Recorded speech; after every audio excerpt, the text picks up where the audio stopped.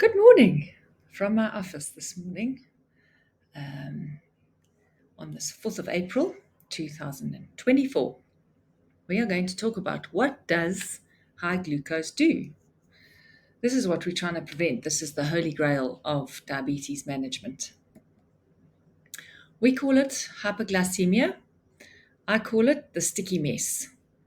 And I'm going to try and explain to you what the sticky mess does at the cell level, at organ level, at organ system level, as well as psychologically. We're going to start out, and what we're going to do is take some deep breaths and just notice how you're feeling. Notice what emotions are present inside of you. And if you're a diabetic, maybe you've got emotions inside of you that are angry. Why do I have diabetes? And grappling with that. What I'm saying is just notice that today. Awareness is the first step to actually being able to change something.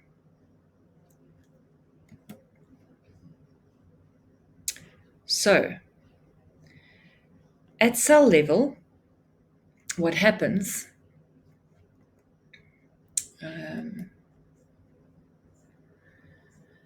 when sugar is normally taken up, okay, you've got the molecule, the purple molecule, which is insulin.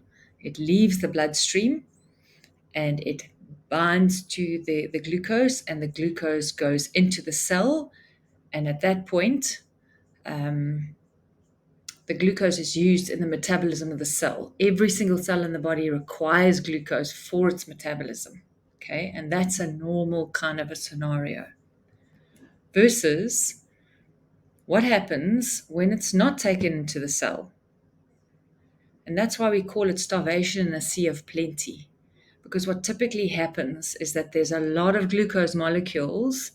There's none for the cells starve, and that's what causes a situation where the body actually starts to eat itself. It starts to eat other things in order to make its metabolism go because it wants to live. But actually, there's so many glucose cells, but they're all stuck in the bloodstream. The bloodstream's overloaded, and that's where the sticky mess is happening. So if you have a look at the slide, although it's not clear, you can see lots and lots of glucose molecules in the bloodstream and hardly any that are able to go through to the cell. So what we have is starving cells and sticky mess in the bloodstream. At organ level, a good organ to describe this is the kidneys. And the reason being, kidneys are very blood vessel dense organs. And the whole metabolism of the kidney relies on a glomerulus, which is basically blood going in and like a squeezy kind of a sieve, kind of a pressury thing where exchange of things happen and all the bad stuff goes out in the urine and all the good stuff gets reabsorbed. But all of this is very blood vessel dense. And if you think about, if you pour Coke on the floor and you stand on it, it's a sticky mess. Every time the sugar goes hyperglycemic, goes above 10 millimoles per liter in the bloodstream, you've got that sticky mess. So if you think about the kidneys with all these blood vessels, and it's all just the sticky mess jam. So on the left-hand side, if you're looking at the screen, is a healthy kidney, and on the right-hand side is a damaged kidney because of all that sticky mess and gunk, and it just gunks up everything, and then the kidneys obviously can't work properly. If we have a look at what does it do in the body as a whole, obviously all your organs are actually in symbiosis with each other. There's quite a lot of feedback from one organ to the other.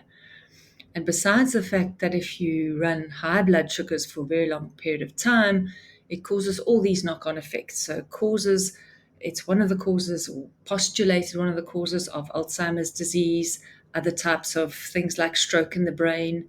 In the liver, we get non-alcoholic fatty liver. In the kidneys, we get kidney disease. In the ovaries, polycystic ovarian syndrome is associated. In the heart, we get heart attacks and other types of inflammation of the heart. Um, the pancreas obviously is the organ that's also damaged by the high glucose, and that's where the whole glucose metabolism actually originates. That's the organ that produces the insulin. So it's a double whammy for the pancreas. And then it's also implicated in cancers. But globally, in the body system, what it's doing is causing things like hypertonicity, toxins in the body. Things are not being cleared as they should. Yeah, it's a very pro-inflammatory condition, hyperglycemia, which is one of the reasons why with COVID, our diabetic patients didn't do as well, because it was like throwing oil on a fire. If you've already got all this inflammation going on, and then you add something like COVID, a virus, which also causes inflammation, it really is supposedly two fires going on instead of just one. Psychologically, if you are a diabetic and you're watching this, you will know that it feels quite puffy when your sugar goes above 10. There's a level of rattiness, moodiness, uncomfortable in your body. Yeah, and the reason you feel that is because of the impact of the toxicity on your brain, on your body, on your person as a whole. And obviously, there's quite a lot of comorbidities, having things like diabetes, depression, diabetes burnout. Yeah, all of these things are much more pertinent in your diabetic population, or much more prevalent, should I say. So it's not all in your mind.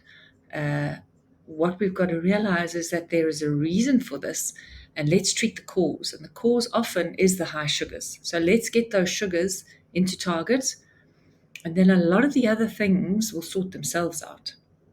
The good news is, if you're diabetic and you're paying attention to your numbers, the research shows that you will outlive the other people in society who are not diabetic and not maybe paying attention to all of these things.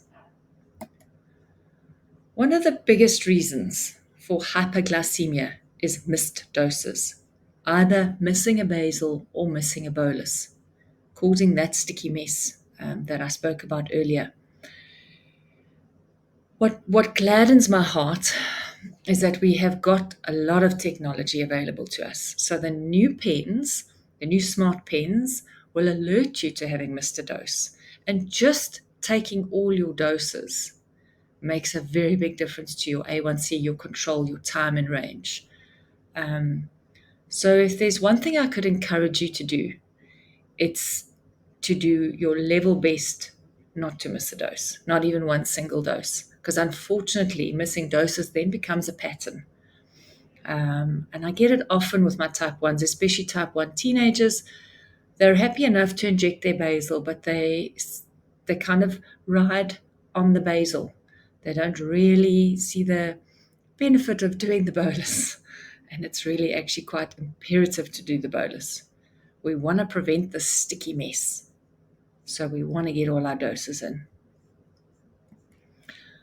So you might be feeling like this when your sugar goes high, but I want you to rather take time out, have a lie down on the floor, a lie down on the bed, take a few breaths, notice how you're feeling in your body, and realize that there are solutions to the problems. And there are ways, there is so much beautiful technology out there. And together, with a team, you can get your sugars into target, get rid of the hyperglycemia, get rid of the sticky mess, sort out cellular level, sort out organ level, sort out system level, sort out the brain, sort out the psychology. It is doable. Have a beautiful day.